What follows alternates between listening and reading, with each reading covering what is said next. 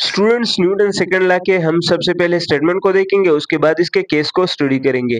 Statement में है कि the unbalance force applied on body produce acceleration in body.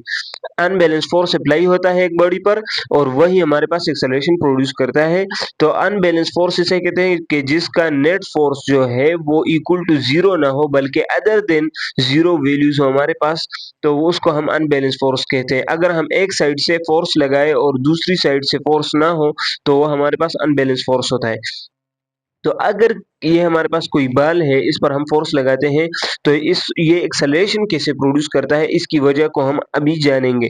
तो जैसे हमें पता है कि फोर्स जो है एक वेक्टर क्वांटिटी है, इसका जो मैग्नीट्यूड है ये एक स्पेसिफिक डायरेक्शन में लगता है, तो ये स्पेसिफिक डायरेक्शन में लगता है, बॉल को ये मोशन में लाता है फोर्स, और फोर्स की वजह से बॉल जब मोशन में आता है तो मोशन भी फोर्स के डायरेक्शन की वजह से मोशन भी एक स्पेसिफिक डायरेक्शन में होता है, जिसकी वजह से वो वेलोसिटी प्रोड्यूस करता है उसमें।